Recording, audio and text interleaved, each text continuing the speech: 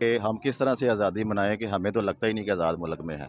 ऐसे ही है ये चीज़ें, देखें सवाल तो उठते हैं और ख़ास तौर पे हम बात करते हैं फिर कश्मीर की आइडिया है वो तो देखें ना, आप सिर्फ रेलवे निज़ाम को ना देखें, हर एक चीज़ ही मैंने आपको बताया कि हर एक चीज़ ही पाकिस्तान की इस टाइम उलट पुलट पड़ी है। इकॉनमी इतनी डाउन हुई है कि कोई भी बजट किसी भी चीज़ का निकल ही नहीं। 508 अमृत भारत स्टेशन के नवनिर्माण पर करीब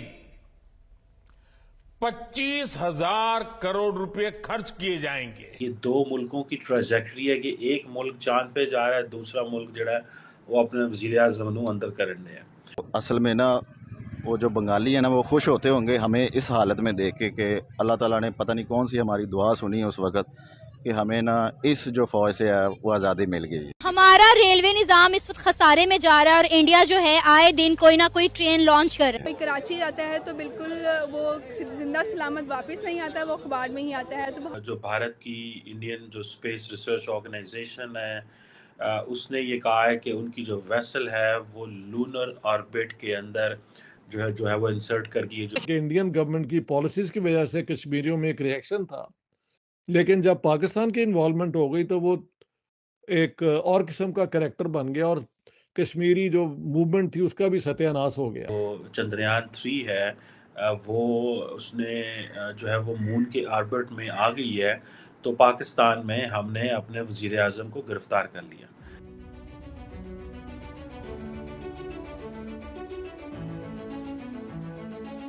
नमस्ते दोस्तों, जैसा आप सभी को पता है कि हमारे वंदे भारत जो ट्रेन है वो लॉन्च हुई थी और वो दोस्तों पूरे वर्ल्ड के अंदर इतनी ज़्यादा फेमस हो गई कि लोग उसके ऊपर बातें कर रहे हैं। मतलब उसकी फैसिलिटी स्पीड को लेके बहुत अच्छे हमें कमेंट मिल रहे हैं उसको लेके। और दोस्तों ये ट्रेन इंडिया को दिखा रही है कि अब हमारी ट्रेनें पुरानी ट्रेनों में नहीं रह गई है, अब हमारी ट्रेनें हैं जो वो डेवलप हो चुकी हैं। और दोस्तों भारत हमारे साइंस के ऊपर बहुत ज़्यादा पैसा खर्च कर रहा है, चाहे वो स्पेस में जाना हो। आपको पता है कि हमारा चंद्रयान 3 लॉन्च हुआ था और वो कामयाब हो गया चांद पे जाने के लिए। और दोस्तों हमारी पहली कंट्री बनी है जो साउथ पोल पे सक्सेसफुली अपना सैटेलाइट लॉन्च कर चुका है, जबकि पूरे वर्ल्ड में कोई भी साउथ पोल पे कदम नहीं रख पाया है। चांद पर तो चला ही गया, फिर अब सूरज पे भी जाने के हमने सैटेलाइट लॉन्च कर दिया है, आपको तो पता ही होगा। और दोस्तों सूरज पे भी सिर्फ 3 ही लोग जा पाए हैं। और दोस्तों क्या आपको पता है कि इंडिया ने 25,000 करोड़ सिर्फ स्टेशनों को ठीक कराने में लगाया है। मतलब 25,000 करोड़, समझ रहे कितना ज्यादा पैसा सिर्फ इन्वेस्ट किया है ट्रेनों की पटरी पे और ट्रेनों के ऊपर ठीक करने के लिए। 508 अमृत भारत स्टेशन के नवनिर्माण पर करीब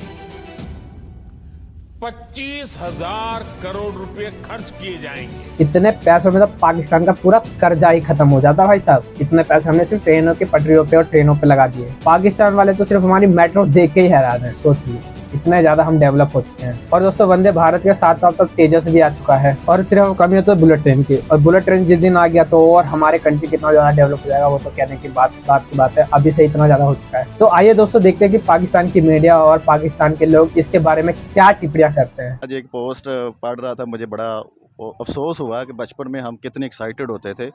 आज दोस्त एक पोस्ट कर रहा है कि हम किस तरह से आज़ादी मनाएं कि हमें तो लगता ही नहीं कि आज़ाद मुल्क में है।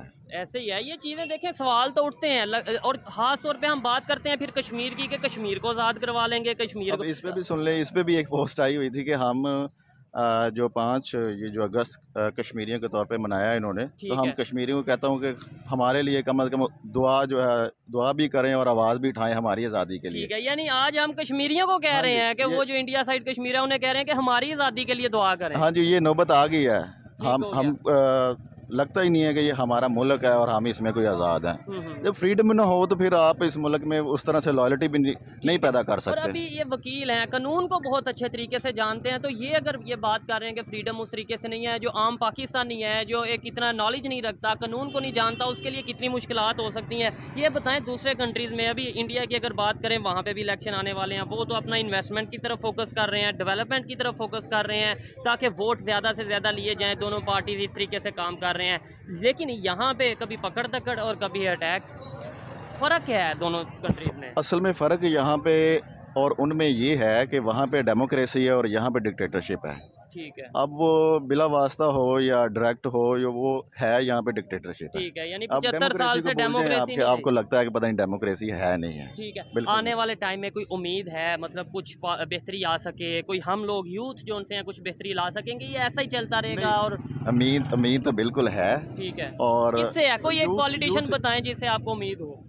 देखिए ना, खान साहब है ना, तो वो तो चले गए 3 साल के लिए जेल। नहीं इससे हम कोई आज कह लें कि आज के दिन के लिए हम थोड़े मायूस हैं, ठीक है। लेकिन ऐसा नहीं है कि अल्लाह ताला का कोई निज़ाम ख़त्म हो गया इंसाफ का। वैसे ये है कि नबी सल्लल्लाहु अलैहि वसल्लम फरमाया कि जो जुल्म का निज़ाम है ना, उस पर रियासतें कायम नहीं रहती हैं। ऐसे ही। चंद्रयान है वो मून के ऑर्बिट के अंदर जो है वो एंटर हो चुका होगा, और ये इसका मतलब ये है कि अगले कुछ ही दिनों में वो उसमें एंटर कर जाएगा, लैंड कर सकता है।